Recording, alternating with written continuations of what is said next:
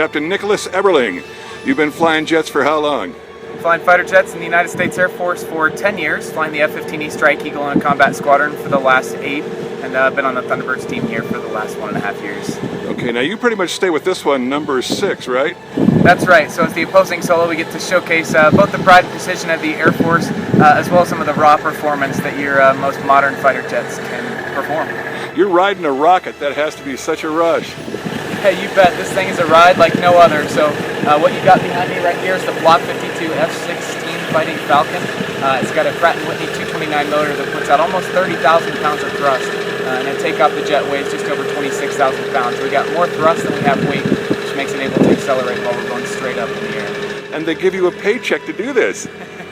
Yeah, you know, it's funny. About 3 years ago, I was sitting at the Thunderbird show as a fan, and now I get the opportunity to be part of it, part of the action. So just trying to pinch myself a little bit and savor the moment. Is this something where you apply or they just pick you? Yeah, you definitely apply. There's quite the vetting process and application process, and you definitely got to want to be here. You know, it's been the joy of a lifetime to represent all of our friends that are out there serving. We've got 40,000 airmen right now deployed in the Air Force, and of course the other 700,000 folks that are serving every single day in your Air Force Guard and Reserves. Tell me about this particular jet. You stay with this one. Does it have a personality of its own? Yeah, it sure does.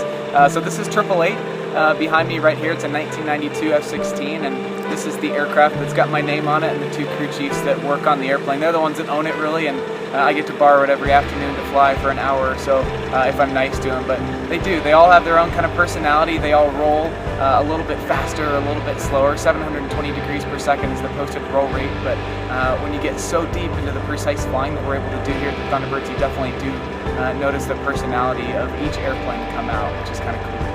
Things like this, the Thunderbirds, the outreach efforts from our military help me to be able to follow my passion, which is serving the Air Force and flying jets. Are you guys getting the funding that you need, the support that should be there?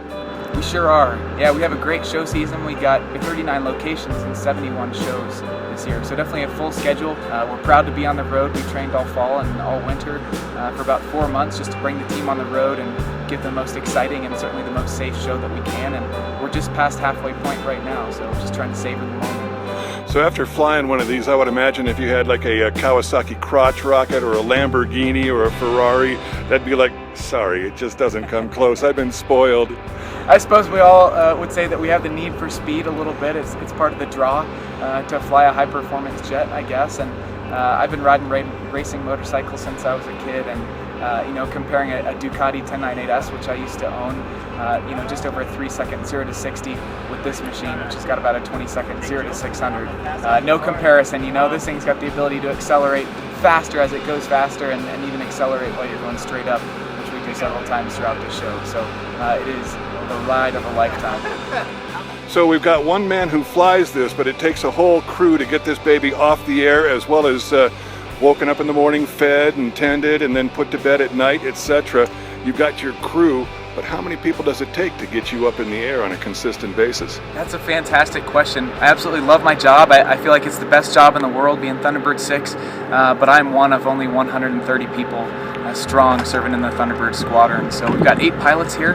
6 of us are the demonstration pilots. They're going to fly this weekend over the rodeo, or this week over the rodeo, but you know, we bring about 60 to 70 people on the road every single week to make a show happen.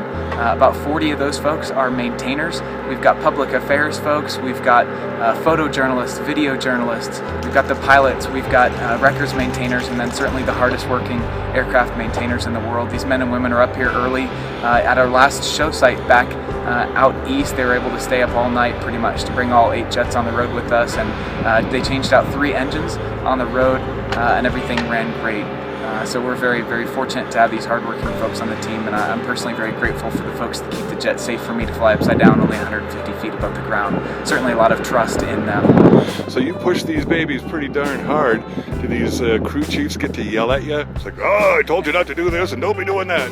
You know, they give the airplane to us what we call Code 1, which means no squawks at all. It's not broken.